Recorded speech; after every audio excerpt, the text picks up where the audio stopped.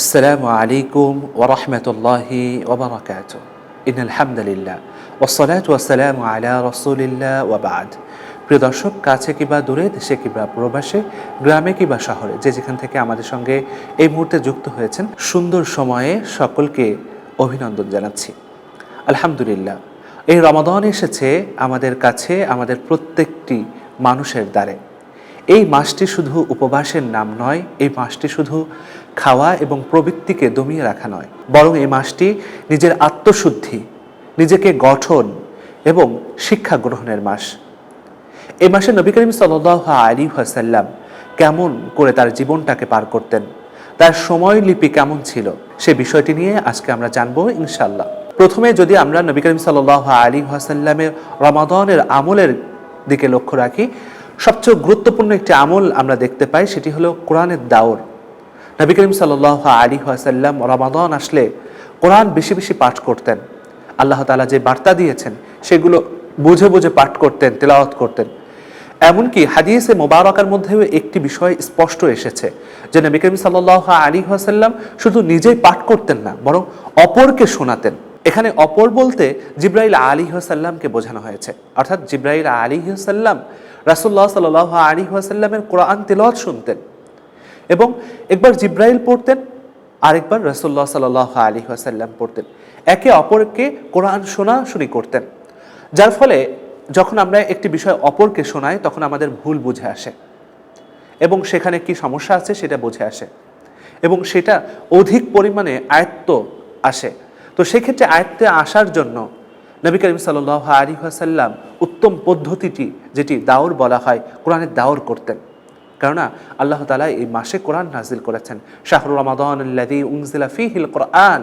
কেননা এই রমজান মাসে তো আল্লাহ কোরআন নাজিল করেছেন, আর এই জন্যই আল্লাহ নবী সাল্লাল্লাহু আলাইহি ওয়াসাল্লাম এই কোরআনের প্রতি অতি যত্নশীল ছিলেন, কোরআন পাঠের প্রতি অতি যত্নশীল ছিলেন, এবং এই সময় বেশি বেশি তেলাওয়াত করতেন। কোরআনুল কারীমে যে বার্তাগুলো আল্লাহ তাআলা দিয়েছেন সেটি উপলব্ধি করতেন। এখান থেকে আমাদের শিক্ষা হলো যে রমাদানে যতটুকু সময় আমাদের পেরিয়ে গেছে, যে সময়টুকু আমরা পাচ্ছি, সেই সময়টুকুর মধ্য থেকে যেন আমরা কোরআন তেলাওয়াত করতে পারি।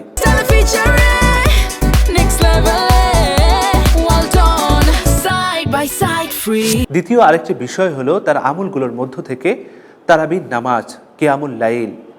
নবী করিম সাল্লাল্লাহু আলাইহি ওয়াসাল্লাম অন্য মাসগুলোতে কিয়ামুল লাইল করতেন, কিন্তু রমাদান আসলে তিনি দীর্ঘ সময় নামাজে দাঁড়িয়ে থাকতেন। এবং আল্লাহ নবী সাল্লাল্লাহু আলাইহি ওয়াসাল্লামের সহধর্মিণী আয়েশা রাদিয়াল্লাহু তাআলা আনহা তিনি বলেছেন, নবী করিম সাল্লাল্লাহু আলাইহি ওয়াসাল্লামকে আমি কখনোই অন্য মাসগুলোতে সারা রাত নামাজরত অবস্থায় দেখিনি, যেটি আমি নবী করিম সাল্লাল্লাহু আলাইহি ওয়াসাল্লামকে রমাদানে দেখেছি। এই হাদিসও প্রমাণ বহন করে যে নবী করিম সাল্লাল্লাহু আলাইহি ওয়াসাল্লাম রমাদানের সময় অধিক তাহাজ্জুদ পড়তেন, কিয়ামুল লাইল করতেন, তারাবি আদায় করতেন।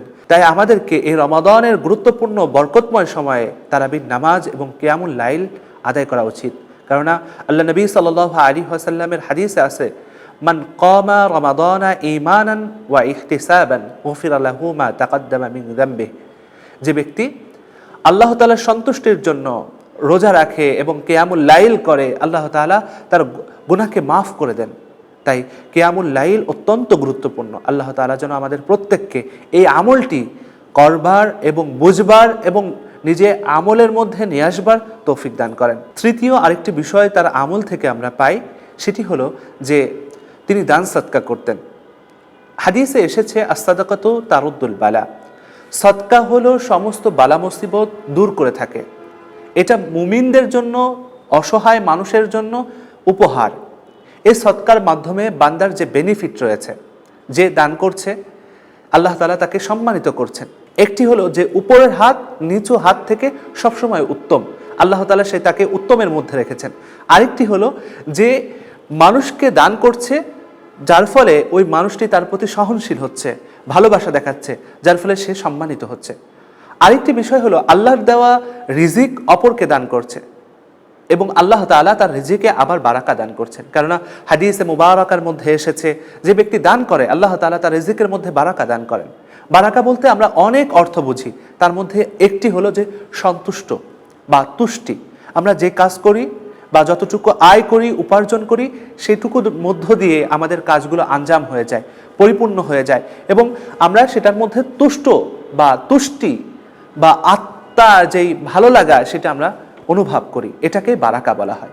এবং অপর বারাকার আরেকটি ব্যাখ্যা আছে যে আল্লাহ তাআলা তার রিজিকের মধ্যে আরো বৃদ্ধি করে দেন। এই আমল থেকেও আমরা আরেকটি বিষয় শিক্ষা নিতে পারি যে নবী করিম সাল্লাল্লাহু আলাইহি ওয়াসাল্লাম রমাদানে দান করতেন, যেটি হাদিসে এসেছে যে নবী করিম সাল্লাল্লাহু আলাইহি ওয়াসাল্লামের দান ছিল রমাদানে বাতাসের মতো। বাতাস যেন সবার কাছে পৌঁছে যায় সুন্দরভাবে এবং বেগমানভাবে। তো এইভাবেই রাসূলুল্লাহ সাল্লাল্লাহু আলাইহি ওয়াসাল্লাম অধিক পরিমাণে দান করতেন। এই আমলটি আমরা যদি করতে পারি, অবশ্যই অবশ্যই আমরা আমাদের লাইফে, আমাদের রিজিকের মধ্যে বারাকা পাবো। আমরা নিজেই সেটা উপলব্ধি করতে পারবো ইনশাআল্লাহ। নবী করিম সাল্লাল্লাহু আলাইহি ওয়াসাল্লামের রমাদানের আরেকটি গুরুত্বপূর্ণ আমলের দিকে যদি আমরা লক্ষ্য করি, সেটি দেখতে পাই যে তিনি রোজাদারদেরকে ইফতার করাতেন। তার লাইফে যতটি রোজা পালন করেছেন, এমন রোজা নেই যে তিনি রোজাদারদেরকে ইফতারি করাননি। রোজাদারদের ইফতারি করার ব্যাপারে অসংখ্য হাদিস আপনারা শুনেছেন, অনেক স্কলার আপনাদের কাছে এই বিষয়টি তুলে ধরেছেন। তবে আমি আরেকটি হাদিস বলতে চাই। নবী করিম সাল্লাল্লাহু আলাইহি ওয়াসাল্লামের সাহাবীদের মধ্য থেকে যে বিষয়টি উপলব্ধি করা যেত, তারা যেটি অনুধাবন করতেন এবং বলতেন যে একজন রোজাদারকে ইফতার করানো মানে একটি গোলাম আজাদের চেয়েও অধিক পরিমাণ সওয়াব, সেটি তারা ধারণ করে প্রত্যেকটি সাহাবী চেষ্টা করতেন তাদের সাধ্য অনুযায়ী রোজাদারদেরকে ইফতার করানো। কেননা একজন ক্ষুধার্ত মানুষকে যখন আমরা ইফতার করাই, তার মধ্যে একটি ভালো লাগা, ভালোবাসা তৈরি হয়, যা অত্যন্ত গুরুত্বপূর্ণ একটি বিষয়। যখন বান্দা সন্তুষ্ট হয়ে যায়, তখন রব সন্তুষ্ট হয়ে যায়। এজন্যই তো আমাদের উচিত হবে, আমাদের যে সমস্ত রোজাদার ভাই এবং বোনেরা রয়েছেন, যারা ইফতার করতে পারছেন না, আমার প্রতিবেশী, আমার পাশের বিল্ডিংয়ে থাকে, আমার পাশের ফ্ল্যাটে থাকে, তাদের একটু খোঁজ নেওয়া।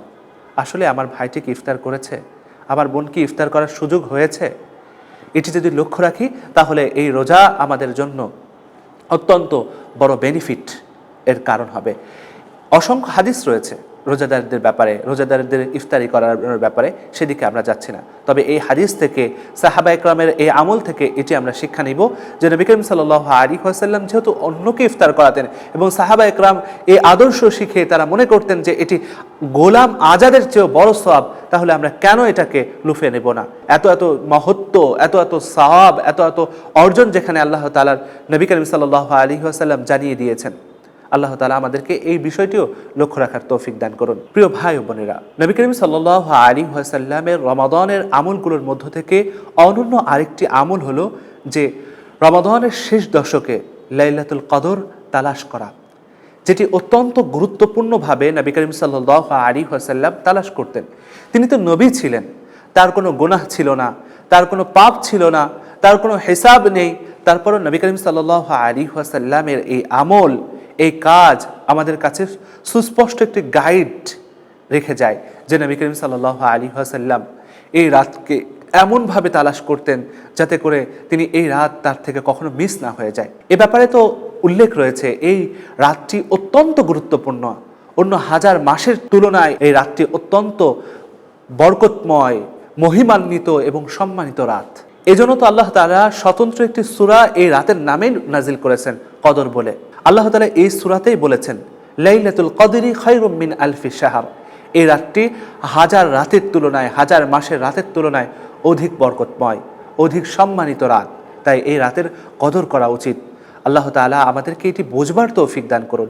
কেননা এই রাত যদি আমাদের লাইফ থেকে চলে যায়, আমাদের লাইফে তো অনেক ত্রুটি বিচ্যুতি রয়েছে।